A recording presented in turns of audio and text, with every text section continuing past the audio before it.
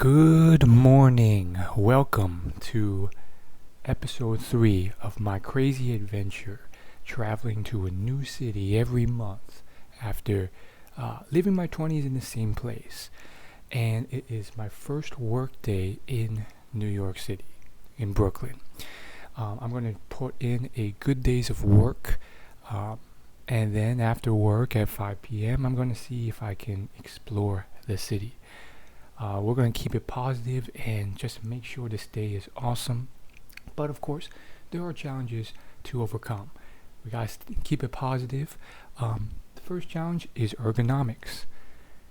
This is basically the table I got.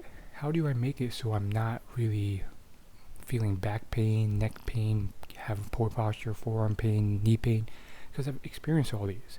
That's a challenge that I faced and was a little bit worried about coming here, but I told myself I'd be creative and make it work. So far what I've done is the place came with a basket, so I'm using the basket as a prop.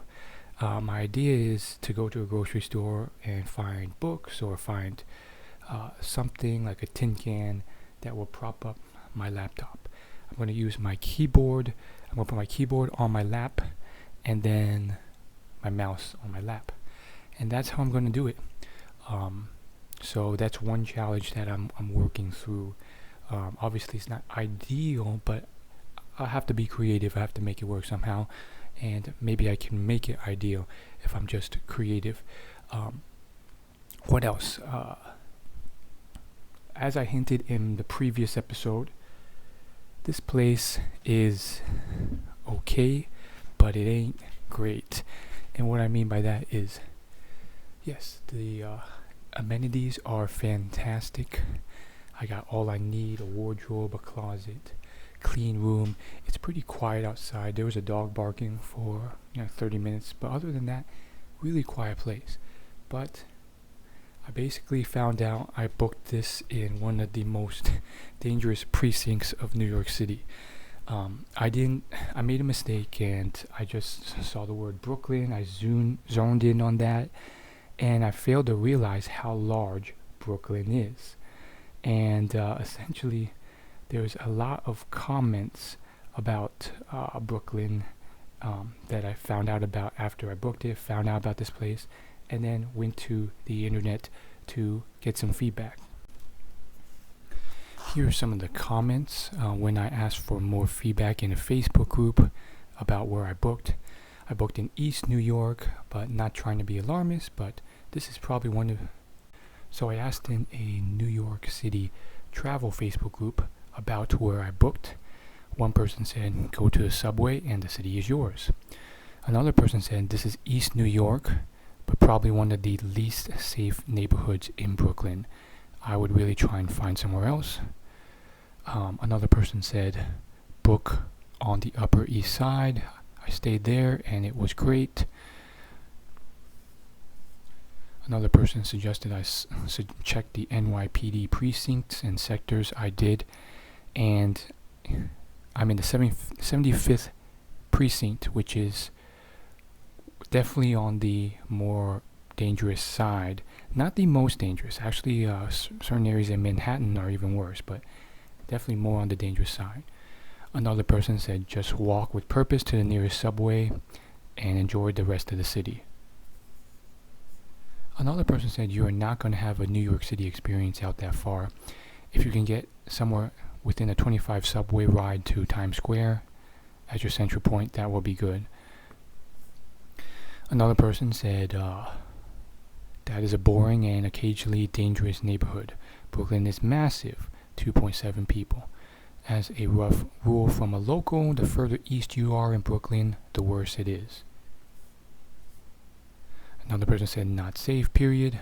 Another said just lock it up, get on public transit, and hit the city every day. So I think another issue is that I am still working, so I really have after like 5:30 p.m. to really get it done.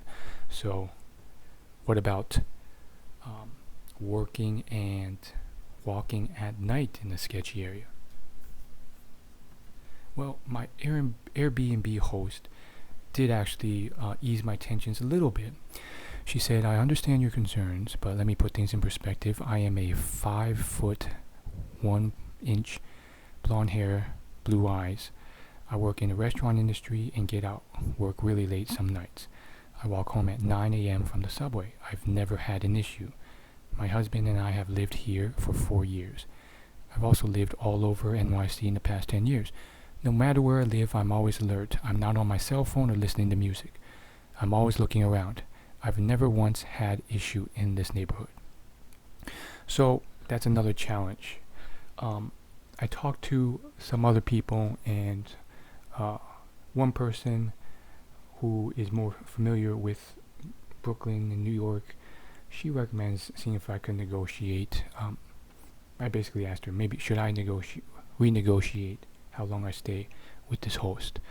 And so that's another challenge that's brought up today. And we're going to keep it positive here. We're still going to have a good time in New York City. I just got to be alert, stay safe. The place itself is pretty darn nice. You've seen some footage already of the bedroom, the kitchen, the restroom. It's really, really nice, and it's locked behind two locked doors just to get into the central area. So I feel pretty safe once I'm here. Outside, maybe a little less so, and it's just so far from anything. It's about an hour into Times Square from here. It's basically like a quiet suburb, sketchy downtown area, but it's quiet. And there's definitely pros here, definitely cons. But it breaks my heart having to even ask, because the hosts, they locked in something longer term, and they've been so hospitable, so customer friendly, and it just sucks. But we'll make the most of it, and we'll see what happens. And worst comes to worst, I stay here for 30 days, and I think I'll survive. I'm smart enough. So we'll see. And now I'm going back to work. The first sign was really when I went outside. You saw that in a previous episode. It's basically more of a kind of rundown downtown suburb type of area. And so you don't really get much of anything else. It could be a rundown, sketchy suburb of any city. Like, you can't really tell. Graffiti on the walls. The buildings look more impoverished. Nothing really much to do. And I was the only Asian person or white person for a while. I walked around for quite a while. And then after about maybe like 30 minutes, when I went to a grocery store, I finally saw an Asian at a nail salon.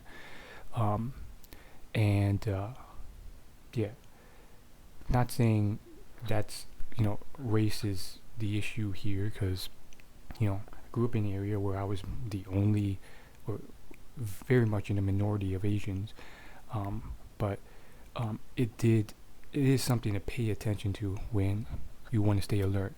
And so essentially, here's some of the comments that were said.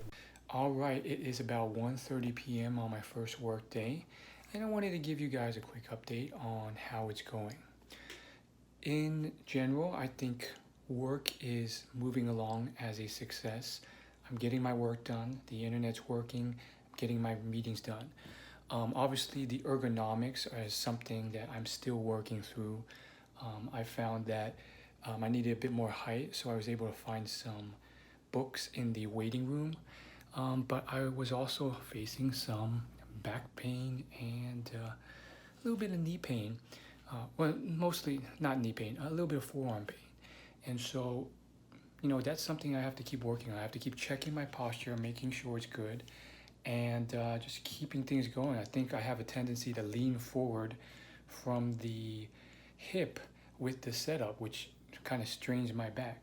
So I just got to keep upright and really make sure to use this properly.